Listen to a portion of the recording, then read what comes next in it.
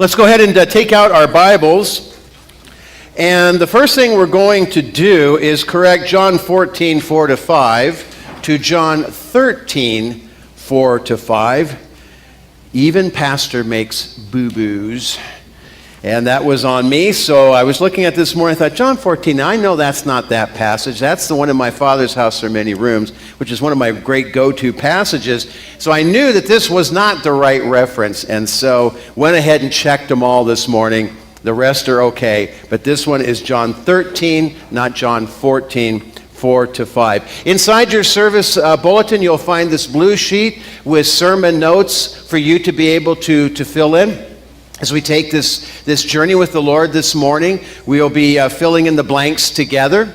But also there's space here for you to be able to write down the things that God will speak into your heart and your mind this morning as we begin this new sermon series, Jesus' Ministry in Your Church Family. You see, Jesus is still at work in the world. Jesus is in this world. And here's the kicker. You're the way that God is in this world. You are God's hands and feet and eyes and heart. You are God's agents, ambassadors. The Bible puts it that way too, and that's a great way of putting it, that we represent a whole nother kingdom.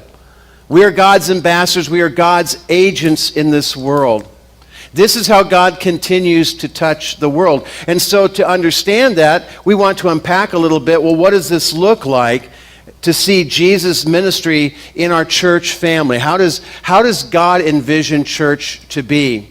And the Christian church is built very, very much upon the model of the Jewish synagogue.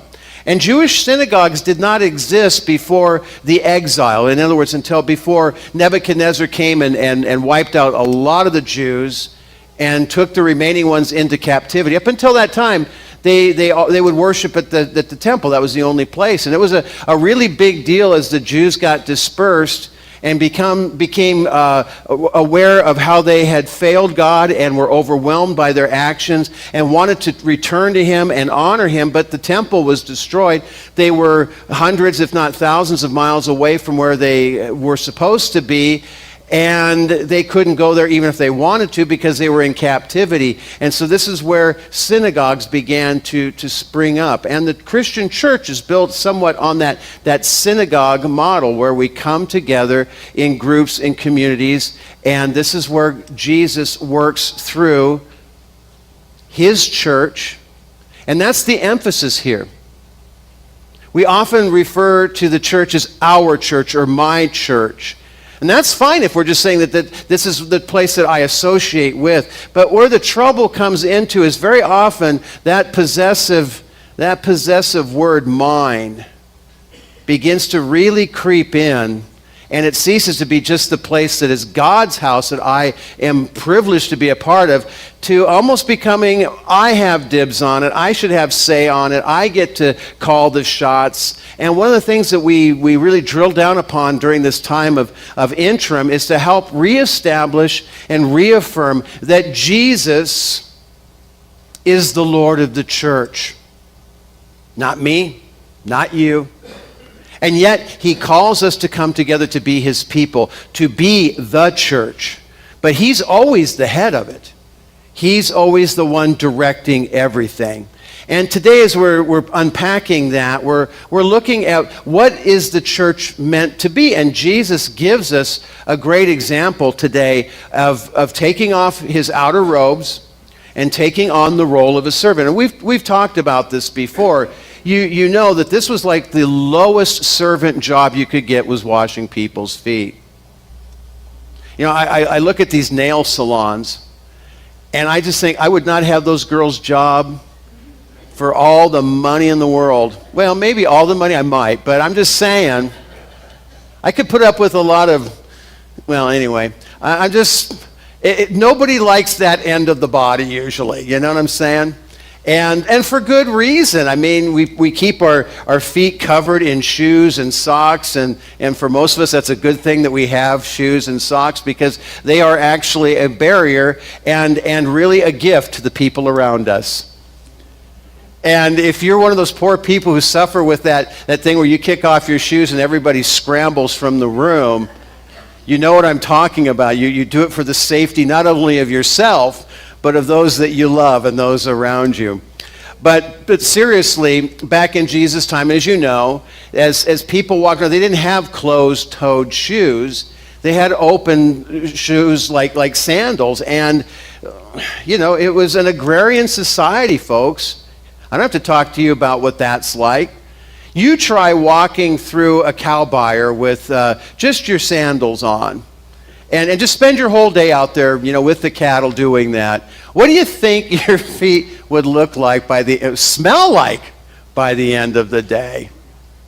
And this is a snapshot into what that job was like, that this is the one that the servants who were just coming online as servants, this is the job they got. Nobody liked it, but if you were good at it, you probably escalated up into another position. And so, the point here is that the disciples were all thinking they are too cool for school, okay? I'm not going to be washing anybody's feet. In fact, somebody should be washing my feet. And that's what they thought. Not you. All right. Maybe by the time we get to the end today, you might have a different point of view. But at that age, I get that. That would have been to me kind of grody and gross. I'm going to give you a different perspective. But all the disciples were saying, I'm too important, you see. I'm too important to I'm not going to give up my position. I'm not going to let any of the others of these guys think that I'm taking second position and let them get ahead of me.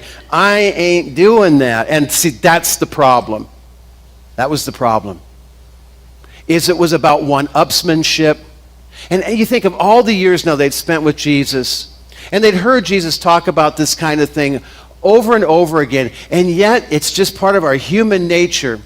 We don't want to, our broken human nature, that we want to be served. We don't want to be serving someone else. And so this very necessary task has to be performed. And we see it, they're already sitting down at the table.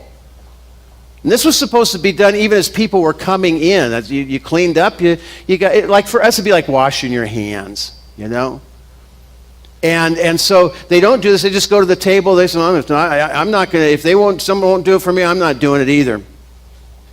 And it's at this point where Jesus takes his teachable moment and shows them something more about than just proper foot care. Okay? He wants to make an example of this situation.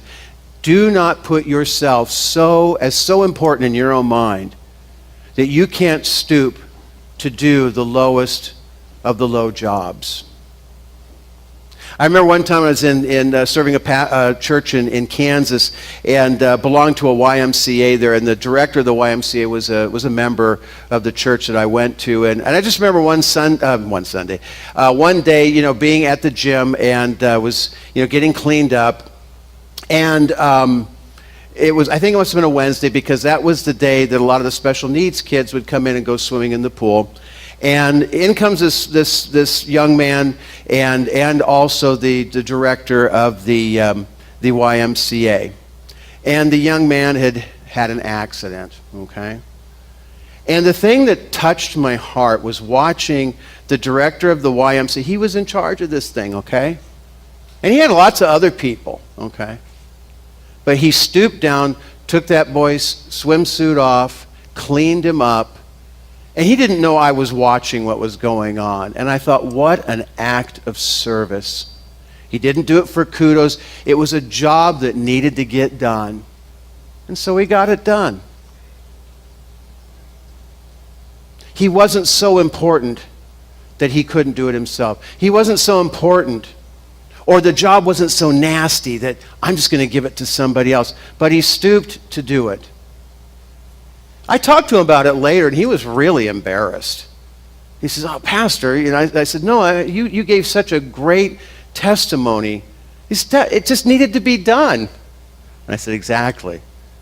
And he never would let me use that in the church. I said, "But once I'm away from here, I'm going to use it, but I won't mention your name, Brad."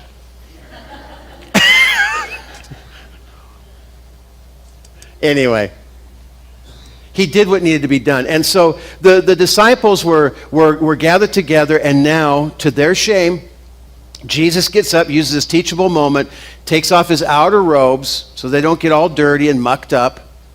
He gets a basin of water and a towel, and he does what needs to be done.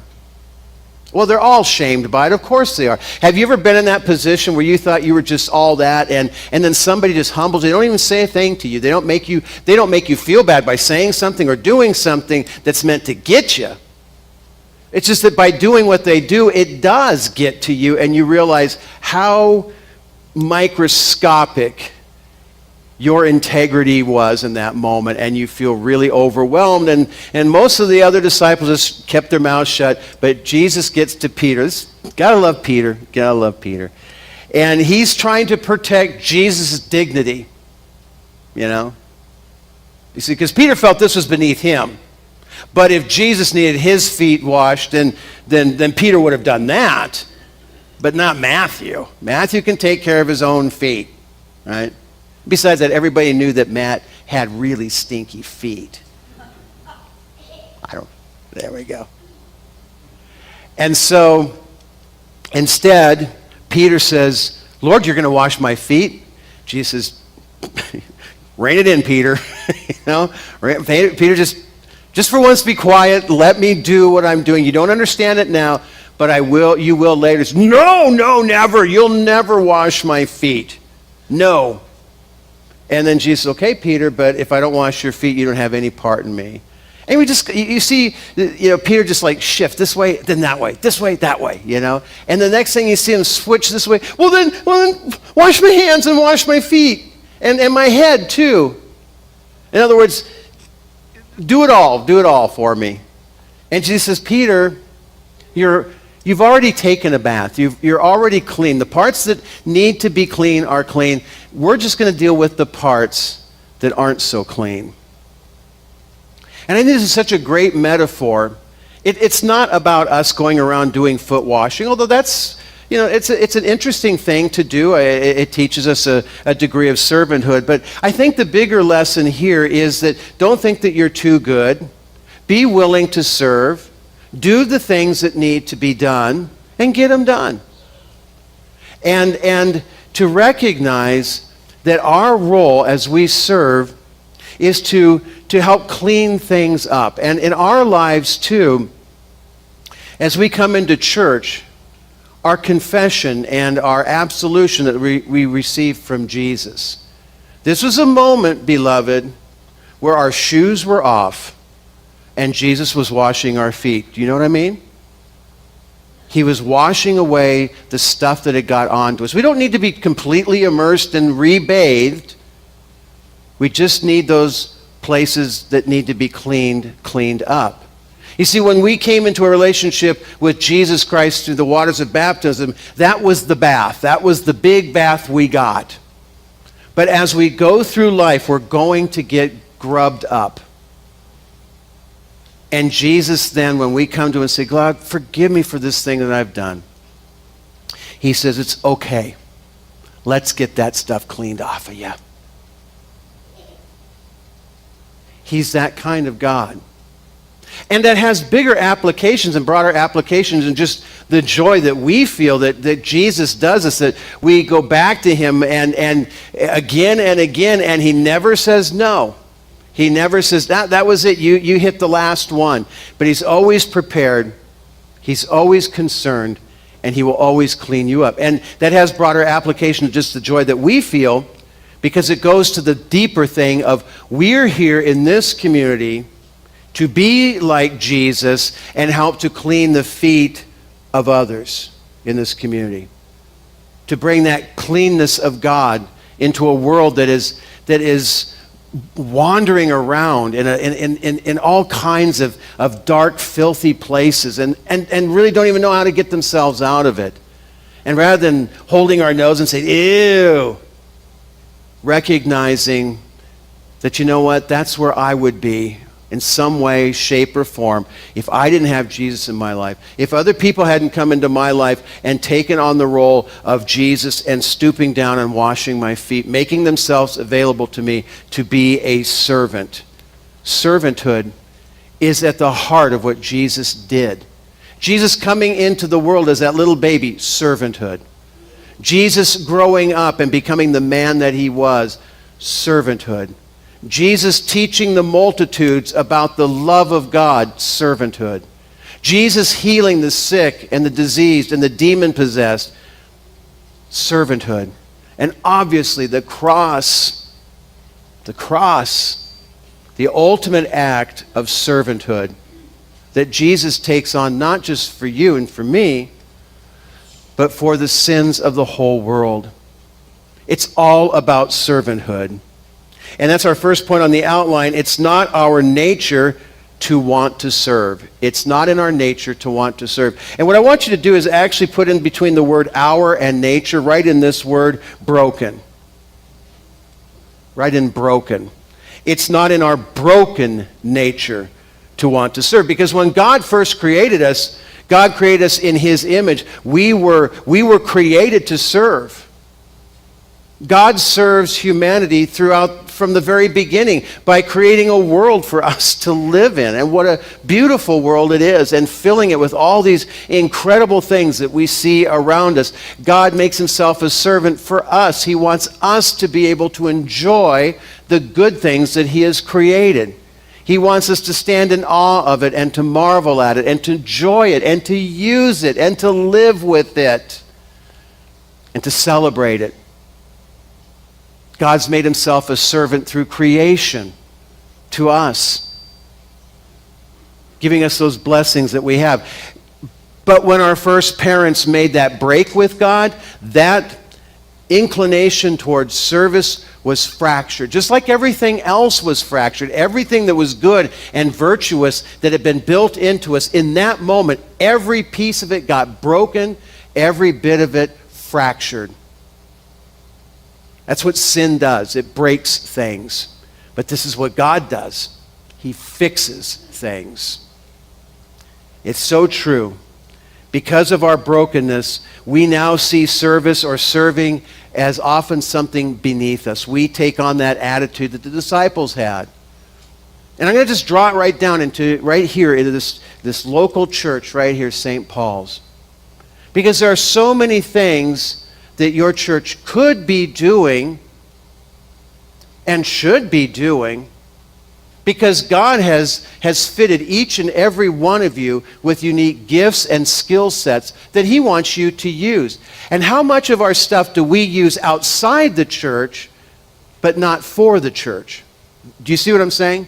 God blesses us with a lot of gifts and skill sets. Are we using them here in the church as well as using them out in the community to show God's love? But are we mostly just using it for ourselves?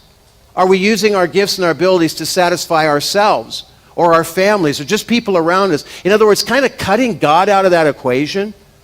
When God says, I've given you this, yes, for you to enjoy it, but I also want you to be like me. I want you to serve others. I want you to be open to being able to bring your gifts and abilities not only to your family and be self-serving, but much bigger, much broader than that. I want you to be out in the community using your gifts and skill sets that the way I've given them to you, and right here within your church, to step up, beloved, to not look for ways to say no when asked to serve. It's not a servant heart. I hate having to say it that way, but it's sometimes we need those reality checks. We need those hard words because they're meant to not make us feel ashamed and bad, but to make us realize, you know what, I have a part in this church too. I shouldn't leave it up just to a few people. You know, the statistic is this, that 20% of the members in church do 80% of the work. Beloved, that is not the way it should be. Do you not see how that creates resentment for the 20% who are always working and feel like it always falls on their shoulders? We're the ones that always get called because they know that we will always say yes. I was sharing a story yesterday because at our funeral yesterday for our dear sister Betty, her grandson Carl got up and spoke. And for those of you who are here, he did a fantastic job. As he was sitting there talking, I was thinking of Pastor Gibson's words from last week, and I said, I see in you,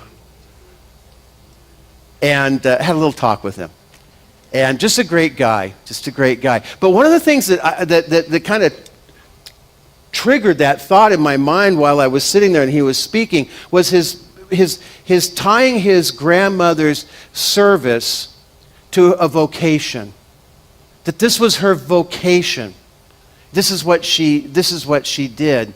And this is how God blessed her. And I was sharing with some people after that, when I was in seminary, I had one of those great high-paying jobs at Wendy's. Not everybody can get a job at Wendy's. Nobody here can get a job at Wendy's because there is no Wendy's around. But when I was in seminary, those were those big jobs, man. But you got to eat for half price, so that was pretty good. But anyway, I remember I was talking to somebody. I said, the thing that used to tick me off is the manager would always come to me and say, Jim, can you go clean the restrooms? Okay, but I've been working there for 6 months, and I always got that job. And everybody was supposed to do it, you know what I mean? Everybody who was on shift had a time where they should, they had to do, that kind of thing. I always thought that was weird. I don't think I'd like the cook cleaning the bathroom and then coming back to the grill, but I'm just saying.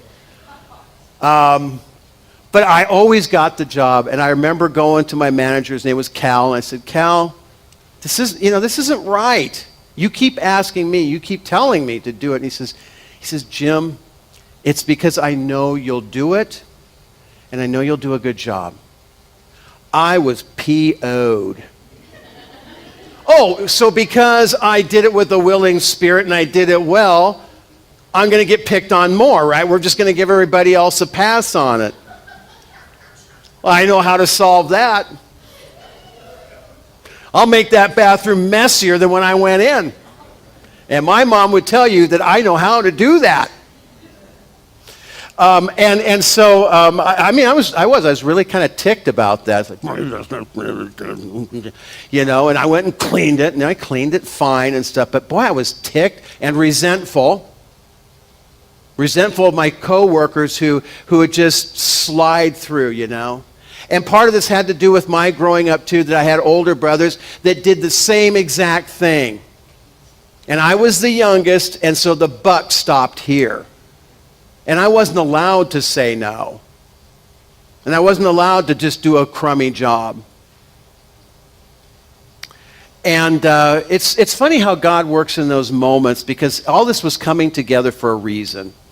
And it was probably about another day or two later, I was taking one of my classes, and the professor was talking about service, and he was probably talking about this passage, but he was also talking about, you're going to be called upon to do all kinds of jobs you don't like. Oop, my antenna's up already, And you can go into it with an attitude of like, grumble, or you can view it this way. If God were to ask you to do it, would you do it? I hate it when they play the God card, don't you? Because you know that whatever you're going to say after that gets you off the hook is the wrong answer. And it's like, oh, it was in that moment, it pierced through. And I realized my heart was in the wrong place. And it began to change some things in my life, dealing with some of those old, what you'd call those old demons growing up, and recognize I need to leave that alone and quit thinking about that. But my Lord asked me to do something. Of course I'm going to say yes. Paul talks about it too, that everything you do it as for the Lord. In other words, as if the Lord were asking you. And beloved, I bring that right back here. Don't look for reasons not to engage. Don't look for excuses. We've all got them. We all have them. And we're all busy. I get that. We're all busy. And the people who do the 80% are just as busy, if not more busy than you. Beloved, let's have compassion for one another. And let's also see and say, I see a lot of people doing this stuff. I can do that. And it doesn't have to be all grunt work type stuff. It could be lots of other great things that you could be doing in the church. Taking your gifts and your skill sets and using them in church. And then taking it out into the community.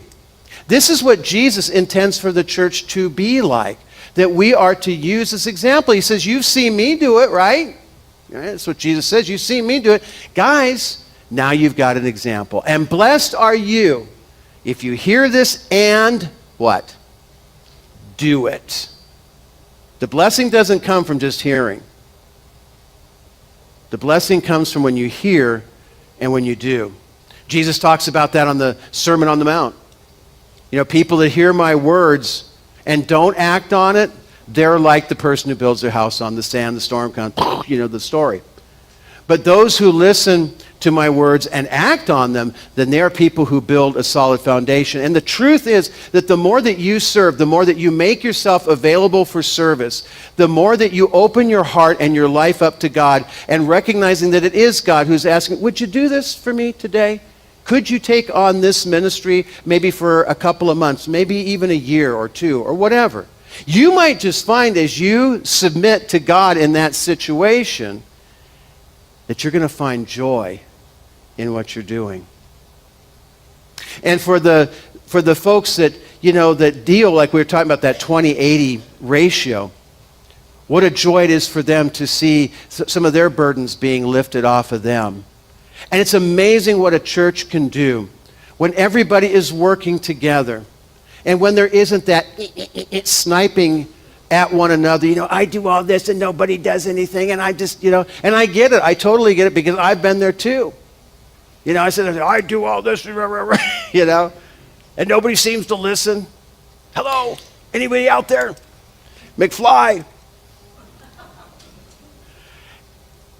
And yet, when we pull together, Satan is robbed of that opportunity because we find joy in working together. I don't remember who I was talking to yesterday, but we were talking about things that we've done together at church at times and the fun. A lot of it, you don't really get to know people sitting here in church. Oh, you get a certain side of them, of course. You get their church side, and that's a great thing. But, you know, you could worship with somebody for 10 or 15 years and then have some kind of church thing that you do outside of the building. It's not worship or whatever. You're building something. You're doing something together. And you get to know something about that person you never knew existed. You see, there's more to it than just the worship. There's the doing, and the doing of it together.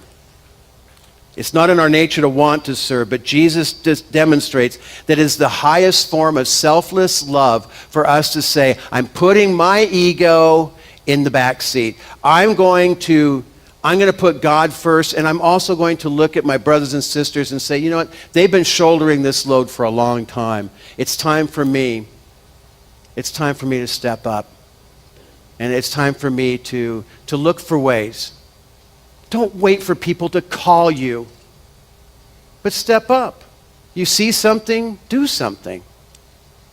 And you'll be surprised at how quickly it all goes when there are people helping to walk beside each other. By putting our pride and our ego behind us, we gain joy and satisfaction when we put others first. And Jesus found joy and satisfaction in it. Here's what it says in John 13, 4-5. He got up from the table, took off his robe, wrapped a towel around his waist, poured out water into the basin, and then he began to wash the disciples' feet, drying them with the towel he had around him. Jesus shows that service and serving others is not degrading, but that it is actually God-honoring. It actually grows godliness in us because this is a godlike quality.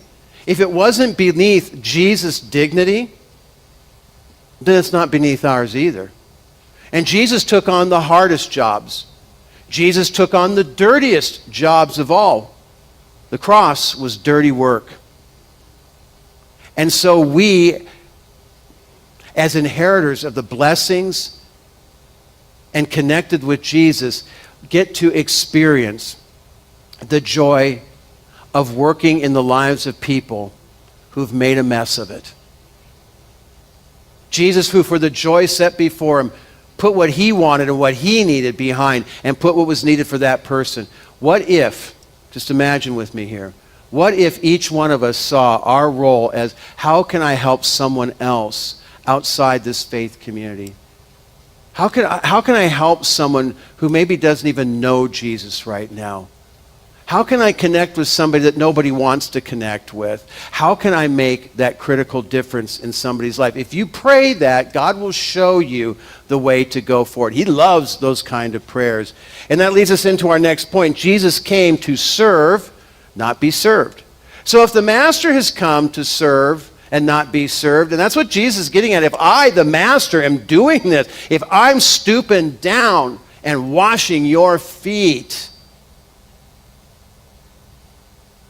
then is it beneath your dignity? I think of that young man. He's not a young man now, but he was a young man at the time I was pastoring out there. And him being down in the shower, cleaning that little boy up. And I think of service. Sometimes the hard service. But he didn't see it as something that big of a deal. It's just something that needed to be done. Matthew 20:28, Jesus encapsulates this teaching. He reminds us of this teaching. And not only that Jesus just taught it, he didn't just talk about it, Jesus did it. Everything that he ever preached or taught, he did it too. He wasn't one of these people just said and talked the talk, but he walked the walk. Here's what it says in Matthew 20:28, for even the Son of Man came not to be served. That's an admonition to us, beloved. We who are connected now to Jesus, he's saying it. I didn't come to be served. I came to serve others. And beloved, this is one of the most vile things that Satan is able to muddy the water with. That he makes you think that being in service is a bad thing. But when we yield ourselves to what God wants to do, when we start putting others first, when we start asking God, how can I be a blessing in someone's life, Lord, the way that you've been a blessing in my life? And as he starts to do that, and you see what God is doing, there is a joy, beloved. There is a joy. It's just like when we talk about generosity. We're going to get to that one later. There is a joy that comes when you lift yourself out of yourself and you put yourself into somebody else, or you try to help somebody else. All of a sudden, you feel good. You feel good about yourself, because I think we're tapping in to that nature that got broken at the very beginning, that God wired us to be in service. And when we start touching back to what we were meant to be, what we were created to be, that's where we find satisfaction. That's where we find joy. To the contrary of what the evil one lies and whispers in your ears for you to believe that service is beneath you. Our last point on the outline is this. We went through that one pretty fast, didn't we? This next one we won't. No, I'm just teasing. I don't know. Who knows? We'll see. We'll see where the Holy Spirit wants to go with that. Here's the last one. Your church family can help you grow a servant heart. Because see, that's what God wants to grow in you. Because you were meant to be. I don't know how to put it any different than that. God created you to be a certain way. And there are certain God-given qualities he wants to grow in all of us. And these are those general things. He wants all of us to be in service. He wants all of us to be generous. He wants all of us to be actively, sharing our faith and reaching out to other people. There are certain things that are just universally he wants for all of us. Now, the specifics of it, how it's going to work in your life, that can be very unique to you, and it will be very unique to you. But there are these just general ideas, these general inclinations that God wants to grow in your heart. And your church family can help you grow a servant heart. We're going to take a look at Ephesians 4:16, because we're going to see that so often in our culture and in our society, we are almost like spiritually narcissistic. It's always about me and God, me and God, me. And it's a good thing to understand that we are in relation to God. But a big part of being in relation to God, beloved, and sometimes it's the hardest thing about being in relationship to God, is that we're in relationship to each other. And we don't always shine, right? As Christ followers, we don't always get it right. And as Christ followers, there are rough edges that we have or others have, and sometimes we rub on each other kind of the wrong way. And Satan loves that too, because he can do all sorts of great things with misapplied resentment. But God has created us to be in relationship to each other. And where I see healthy, vibrant churches, these are churches where everybody works well together and plays well together. That everybody is respectful of each other. Nobody tells other people that the way you're doing it isn't right. We all love those helpful, delightful people. But instead, we recognize that, okay, this person might not do it the way I would do it, but I'm not the one doing it. And if that works for them, that's great. If it doesn't, then they'll figure it out. And then maybe they'll come to me or something and say, you've done this before. How did you do it? You say, oh, well, this is what works for me. And that's how I like to present it to people. This may work for you. I give them a take it or leave it file. Most people don't give you a take it or leave it. They say, take it. And I'm just like, it's a take it or leave it file. If it works for you, great. If it doesn't, it doesn't. Because I recognize, and I think most of us do too, that we're not all wired the same way. We're all very different. And how God chooses to work certain spiritual gifts and skill sets out in each other, that's his thing, and that's between you and the Lord, not you and the Lord and that busybody. But instead, to celebrate that there are people who want to use their gifts. I think sometimes for us 20% who do a lot of the heavy lifting, part of it becomes that we want it done our way, or we become very demanding, and we push the 80% away. Because they try to get involved, and then they get criticized, or they're told this isn't the right way to do it, and they're out. And they don't, why would I do that? So maybe that's happened here in your church. It probably has, because it happens in every church. But why don't we say today that that's the end of it? Let's make that commitment that, you know what, we're going to stay out of everybody else's chili. It's not our place to tell other people how to live their life and how to do what they do. It's our joy and our ministry to care for one another, to pray for one another, and to celebrate that God has made each one of us uniquely different, and that God can get things done in different ways through different people. And we should celebrate that. That we are, as Paul points out many times in the scriptures, we are the body of Christ. The body. But who's the head? Well, it's me, right? I hope you're not nodding your head because you're agreeing with me, but maybe just because the sermon's gone a little longer than you expected. It's not me either. Who is the head of the church? Jesus Christ. He is the Lord. That's what we talk about. He's the Lord. He has lordship. He has ownership of the church. It's his church. He's the one that shapes it, guides it, directs it the way he wants to do it. And then, yes, he uses us as his people to get her done. And that's our role, is to do what God has given us to do. This is what the Holy Spirit wants and can do for God's people. It's what he wants for you, and he can do it in your life. Here's what it says in Ephesians 4:16. Paul writes, he makes the whole body fit together perfectly. As each part does its own special work, it helps the other parts grow, so that the whole body is healthy, growing, and full of love. And you won't be healthy and growing full of love if we're constantly nagging, constantly nitpicking, constantly criticizing, constantly gossiping, and slamming people from behind. Beloved, away with that kind of stuff. That is from hell itself. Don't be hell's speaker, you know? Don't be tuned into that station. Let's be tuned into God, who says that we love one another. So what do? We speak well of each other. We instead of looking for what's wrong in somebody, let's look at what's right in that person.